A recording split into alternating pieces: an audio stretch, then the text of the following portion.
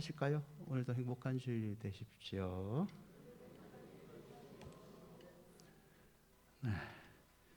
여러분, 통계청이 발표한 대한민국 종교 인구 동향 보고서가 있는데요. 대한민국 종교 인구 동향 보고서에 의하면요, 매년마다 개신교라 불리는 우리가 믿는 이 개신교가요, 매년 급감하고 있습니다. 문화를 분석하는 학자들은 그 이유 중에 하나가 이 영적 아노미 상태가 왔다라고 얘기를 해요. 이 영적 아노미는 기준이 무너지고 그리고 방향을 제시할 어른이 사라지고 있다는 뜻이에요. 저희가 속해 있는 교단도요, 지금 이제 향후 한 1, 2년, 3년에서 5년 내에 우리 교단을 이끌고 있는 꽤 구며 있는 교회 지도자들의 교체 시기가 지금 왔습니다. 뭐 여러분이 잘 아는 뭐 사랑의 교회, 수영로 교회, 이런 교회들이 교체 시기가 다가오죠. 이런 교체 시기 때가 되면요, 늘 걱정이 있습니다. 지도자들이 이제 은퇴를 하는데 다음 지도자들이 잘 이 일들을 감당할 수 있을까? 다만 이거는 교계의 문제만은 아니죠. 믿음을 가진 우리 또한 이제 천국 갈 날이 가까이 오는데, 우리가 떠났을 때 우리 가정의 믿음이 과연 우리 때만큼 자녀들이 지킬 수 있을까라는 고민을 늘 가지고 있습니다.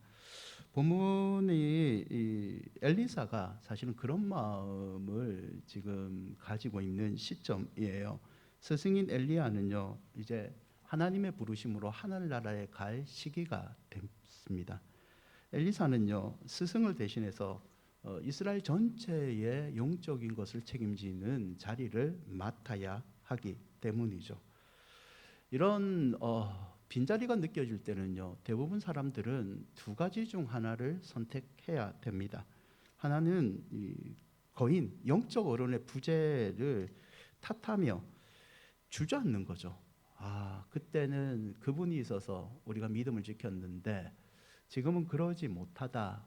옛날 신앙이 그립다. 약간의 주저앉음이죠. 반대의 경우는요, 영적 야성을 가지고 내가 이제 책임지고 우리 가정의 믿음을 일으켜야겠다. 우리 공동체의 믿음을 일으켜야겠다. 믿음으로 도전하는 이 두 가지 기로가 있습니다. 오늘 엘리사도요, 이 두 가지 기로 가운데 후자를 선택을 합니다. 엘리사가 엘리야의 영적인 계승자로 서가는 과정을 잠깐 살펴보고자 하는데요, 한 4단계를 통하여 오늘날 또 다른 엘리사를 찾으시는 저와 여러분에게 주시는 하나님의 사명의 무게를 한번 직시하고자 합니다. 첫 번째 단계는요, 안주의 유혹을 돌파하라이죠. 열왕기하 2장은요, 엘리사의 여행으로 시작하여 엘리사의 여행으로 끝나는 장입니다. 엘리사는요, 엘리야와 함께 길갈을 떠나서 요단강을 향하고요, 요단을 건넜다가 돌아오고 그리고 북이스라엘 수도인 사마리아로 가는 그 여정을 기록한 게 열왕기하 2장입니다. 2장 1절 2절을 보시면요, 하나님께서 때가 되면 하나님의 종 엘리야를 부르십니다. 성경은 하나님이 엘리야를 회오리 바람으로 천국으로 올리신다라고 기록하고 있죠. 성경에서, 구약 성경에서 죽음을 경험하지 않은 사람은 에녹과 엘리야이죠. 하나님이 이 엘리야를 회오리 바람으로 데리고 가신다는 표현의 이 회오리 바람은요, 비를 동반하지 않는 폭풍을 가리킵니다. 하지만 이 부분에서는요, 폭풍의 의미보다는 이 테오파니라고 해서 하나님의 신년, 하나님이 직접 임재하셔서 그의 사랑하는 종 엘리야를 하늘로 데려간다는 의미가 강합니다. 2장 1절에 이 시점이 돼서 엘리야는요, 그의 후계자인 엘리사와 함께 마지막 여정을 떠납니다. 여정의 시작은 길갈에서 여행은 시작을 돼요. 길갈은 이스라엘 백성에게 의미 있는 도시이죠. 이스라엘이 요단을 건너서 가나안 땅에 들어갈 때 처음 할례를 행한 곳이 이 길갈입니다. 할례를 행했다는 것은 애굽의 모든 죄악을 내가 이제 배워서 버렸다. 이제 나는 하나님의 새 사람으로서 하나님의 땅에 들어가서 산다. 그 의미 있는 장소가 길갈이죠. 그런데 이 은혜의 장소인 길갈에서 스승 엘리야는요 제자 엘리사를 시험합니다. 2절인데요. 2장 2절에 보시면 엘리야가 엘리사에게 말을 하는데 너는 여기 머물라라고 얘기를 합니다. 너는 여기 머물라. 너는 여기서 그냥 나와 헤어지자는 뜻입니다. 더 따라가지 말고 여기서 너와 나는 헤어지자. 이 시험은요 2장 4절에도 똑같이 엘리야가 얘기하는데요 베델과 여리고에서도 반복합니다. 너는 여기 머물라. 여러분 스승 엘리야는요 왜 자신을 따라오고 자신의 어떻게 보면 마지막을 배웅하는 엘리사를 굳이 떼어놓으려고 했을까요? 그냥 마지막이니까 여기서 헤어지자, 굳이 끝까지 따라올 필요가 있겠느냐, 그런 의미일까요? 여러 가지 의미를 생각할 수 있겠지만요 이 사명의 무게를 테스트, 시험하는 겁니다. 하나님의 사람으로 산다는 것은 고독하고 험난한 길이죠. 여러분이 주의 일을 한다고 하잖아요. 전도도 하시고 선교도 가시고 교사로 섬기시고 순장으로도 섬기시고 안내도 하시고 여러 가지 섬김 하는데요. 이 하나님의 일을 섬긴다는 이 사명이요 쉬운 길은 아니잖아요. 험난한 길이죠. 때로는 고독한 길이죠. 이 고독한 길에 이제 스승인 자기 없이 혼자 감당해야 되는 엘리사에게요. 엘리야가 스승이 이제 시험을 하는 겁니다. 여기서 그냥 멈추고 적당히 길갈에 머물고 편안하게 사는 게 어떠냐? 과거의 은혜를 마주하며 과거의 영광에만 만족하며 고생할 필요가 없다. 굳이 네가 더 나서서 하나님의 사역을 해야겠느냐? 2절에 보면요 엘리사가 스승의 말에 대답을 합니다. 고민하지 않고요 내가 당신을 떠나지 않겠습니다. 끝까지 당신에게 가겠습니다. 당신의 일을 사명을 내가 이어받겠습니다. 힘들지라도 외로울지라도 하나님이 내게 주신 사명을 내가 감당하겠다고 단호하게 얘기를 합니다. 그리고 두 사람이 베델에 이르게 되고요 3절에 보면 베델에서 선지자의 제자들을 만납니다. 여기서 제자들이란 단어는요 원어로 선지자의 아들들이라고 번역이 되기도 합니다. 단순한 혈연 관계가 아니라 동일한 영적 직업과 동일한 소명을 소유한 공동체. 이 선지자의 제자들은요 이미 영적인 눈이 열린 사람이고요 이스라엘에 대한 하나님의 사명을 어느 정도 공유하고 있는 사람들입니다.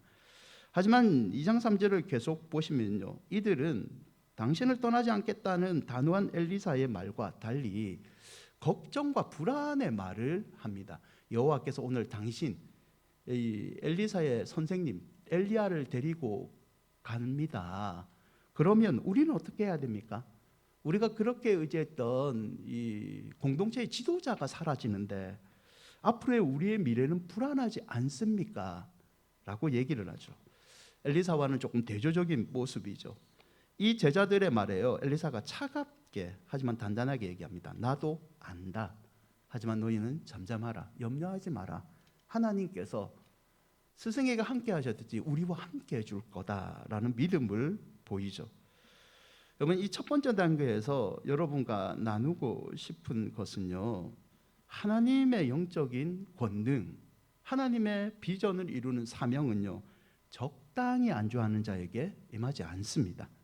선지자의 제자들은요 어느 정도 은혜를 경험하고 하나님이 원하는 바가 뭔지 아는 사람들입니다. 이미 엘리야와 엘리사와 비전을 공유한 사람입니다. 하지만 그들은요 적당히 안주합니다. 반면에 엘리사는요 안일함을 끼어들고 스승이 시험했을 때 여기서 그냥 머물러라, 그냥 적당히 믿음 생활하고 적당히 은혜 받고 그렇게 살아라, 이걸 거부하고요 힘들지라도 나는 당신처럼 하나님의 사명을 끝까지 붙잡겠습니다 라고 얘기를 하죠. 여러분과 여러분 자녀들의 삶 가운데 하늘의 은혜의 문이 활짝 열리시기를 축원드립니다. 은혜의 활짝 열림을 받는 사람은요 성경을 보시면 힘들지라도 적당히 믿음 지키는 사람이 아니라 사명을 끝까지 붙잡고 도전하는 사람이라는 것을 잊지 마시기를 바랍니다. 두 번째 단계는요, 장자의 명복을 구하는 비장함이 사명자에게는 필요한데요. 두 사람은 요단강가에 도착하게 됩니다. 2장 7절을 보시면 이 엘리야와 엘리사의 가는 여정에 선지자, 아까 말했던 그 제자 50명도 함께 동행을 하죠. 근데 7절을 자세히 보시면 이 50명이 따라가기는 따라가는데 멀리 서서 바라봤다라고 얘기를 합니다. 스승들의 뒤를 따라갔지만 스승들과 같은 사명의 깊숙한 곳에 가기에는 두려워서 그냥 무슨 일이 생길까 구경만 하고 있는 거죠. 방관자의 모습입니다. 2장 8절에요. 그때 갑자기 엘리야가 자신의 겉옷을 취하여 맙니다. 그리고 요단강을 쳐버리죠. 물이요 이리저리 갈라지는 기적이 일어나게 됩니다. 엘리야의 이 기적은요 출애굽기 14장의 홍해 사건을 생각나게 합니다. 출애굽기 14장 27절을 보시면요 모세가 지팡이로 홍해를 가른 사건과 같이 엘리야도 자신의 마른 옷으로 이 요단강을 마른 땅으로 만드는 기적을 일으킵니다. 그리고 여호수아 3장 17절에 보면 이스라엘 백성이 가나안 땅에 들어왔을 때에도 언약궤가 지나갔을 때 요단 강물이 마른 땅이 되는 기적이 있었습니다. 이 엘리야가 이 두 가지 기적을 재현시킴으로 말미암아 다시 한번 하나님의 온전한 임재, 사명으로 나아가면 마른 땅이 되는 기적을 체험하게 될 것을 보여주죠. 그리고 9절에 보면 이 강을 요단을 건넌 후에 엘리야가 제자 엘리사에게 마지막 소원이 뭐냐라고 물어봅니다. 내가 내게 어떻게 할지를 구하라. 이때 9절에 이 엘리사가 자신의 간구를 얘기합니다. 하반절에 보면 당신의 성령이 하시는 역사가 갑절이나 내게 있게 하소서. 갑절이란 뜻은요 스승보다 더 영웅이 되고 싶습니다라는 사적인 욕망을 드러낸 말은 아닙니다. 이 성경에서 갑절, 두목이라고 표현이 되는 단어는요 신명기 21장 17절에 보면 그 의미를 좀 더 알 수 있습니다. 이 두목, 갑절이라는 단어는요 장자의 권리를 얘기합니다. 엘리사는 자신이 엘리야와 같은 이 영적인 선지자가 되고 싶습니다. 영적인 장자가 되고 싶습니다를 구한 거죠. 자신의 영감이 나는 무능하지만 성령께서 당신을 도와서 이 사역을 감당했다면 그 성령께서 2배의 몫으로 나에게 은혜를 베풀어 약한 나에게 당신이 감당했던 하나님의 일을 감당하게 해달라라고 간구를 한 거죠. 이때 10절에 보시면요 엘리야가 엘리사를 또 한 번 시험합니다. 갑절의 은혜가 너에게 임하는데 조건이 있다. 내가 하늘로 승천한 것을 네가 보느냐 안 보느냐 따라서 갑절의 영감이 너에게 임하게 된다라고 얘기를 하죠. 내가 너에게 갑절의 은혜를 내리는 것이 아니라 내 하늘에 승천하는 모습이 너에게 눈에 보이느냐 안 보이느냐 하나님이 허락을 하느냐 허락하지 않느냐에 달려있다는 뜻이죠. 여러분 사역과 이 사명을 감당하는 것은 결국 우리의 능력, 우리 스승의 능력이 아니라 하나님께서 허락해야지 모든 사역을 감당할 수 있음을 보여주는 장면이죠. 대전적 신부님의 말 가운데 이런 말이 있어요. 성령을 의지하지 않는 모든 노력은 영적 낭비에 불과하다.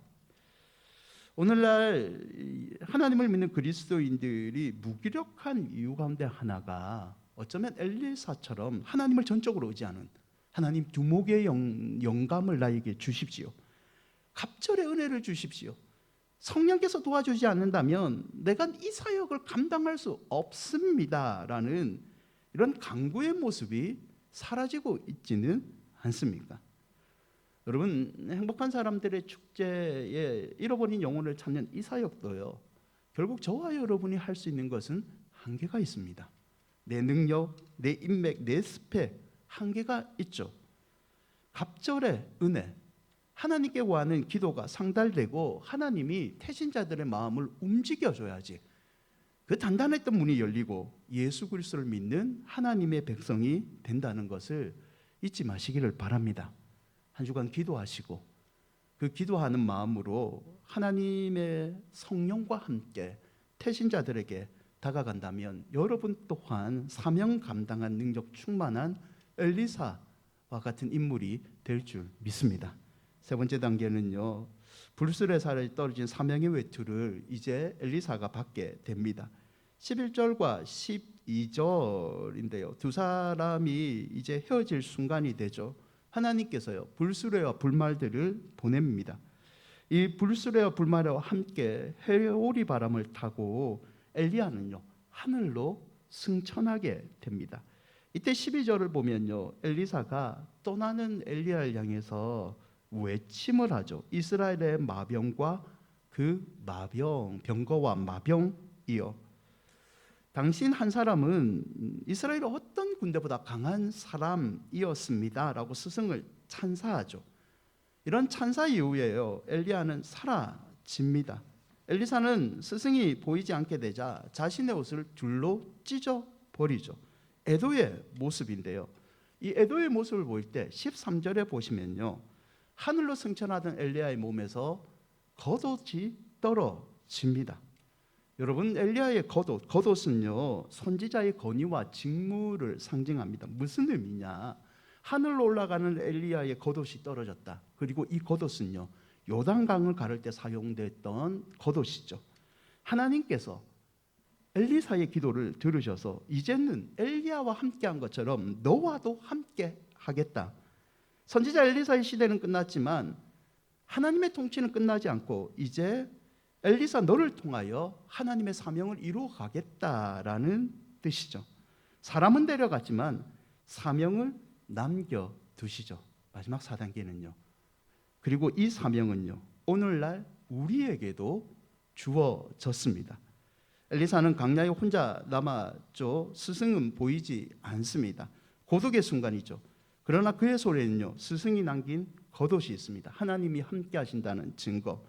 이 증거인 겉옷을 가지고 무엇을 하느냐? 14절을 보시면요, 엘리야의 하나님 여호와는 어디 계십니까? 라고 기도하고 그 겉옷으로 물을 칩니다. 스승처럼 물을 가르고 마른 땅으로 만드는 기적을 행하게 되죠. 여러분, 이때 엘리사가 외쳤던 엘리야의 하나님 여호와는 어디 계십니까? 이 말은요, 불신이나 원망의 절망의 말이 아닙니다. 이 말은 엘리야의 하나님, 이제는 나와 함께 해 주십시오. 부족한 나와 함께 해 주십시오라는 믿음의 선포이죠. 자신은 부족하지만 엘리야에 함께 하셨던 하나님께서 나와 함께 해 주신다면 하나님, 물이 갈라지는 기적을 나도 체험할 수 있다는 믿음의 선포이죠.